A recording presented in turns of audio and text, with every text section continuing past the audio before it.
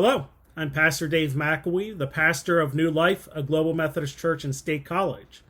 And this is our sermon recap to help refresh your memory of the message, but also be a means to help you work through those next step questions as you apply the message to your life this week. Now, this week, we finished our look at biblical hospitality by returning to Genesis 18, looking at verses 10 through 16. And in this passage, Abraham's three visitors are preparing to leave from their visit. And as we look at this passage, we see that hospitality involves saying goodbye. Now, in a practical sense, saying goodbye is part of life. Life is not static. Things change. Eventually, a visit ends and people need to go on their way. And seeing the sending forth as part of hospitality is a reminder of that basic fact. There is another reason the farewell is important, because there are many ways to leave. There's a big difference in how one feels when we are lovingly sent forth versus being allowed to slip away, or worse, just getting kicked out. The final impression is important since how we send forth the guests is just as important as how we welcome them.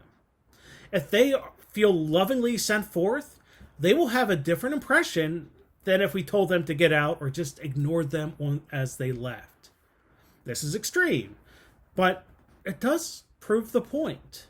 How we say goodbye is important. Now, on the practical side for the church, by sending the guests forth in a loving way, they should know that they are welcome to return. We can see this as being part of the whole experience of being at church. But we can also think of this like Abraham. If he wanted his guests to return, he had to let them know they would be welcome if they would come back.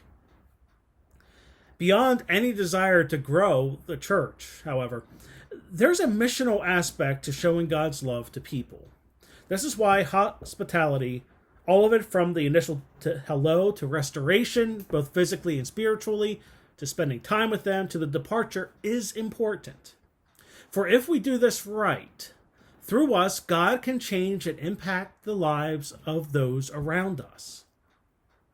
And in the end, this is why hospitality matters, more than just trying to get something out of it, but as a means of letting God work through us to change this world.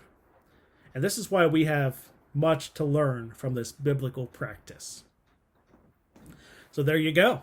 Hopefully that helped refresh your memory of the message. If you would like, for the next roughly a month, you can go back on Facebook and look at the full service. We are working to get the sermon on the YouTube page if it isn't there already. But just as a reminder, we worship at 10 a.m. at the Center Learning Community Charter School, located at 2643 West College Avenue in State College.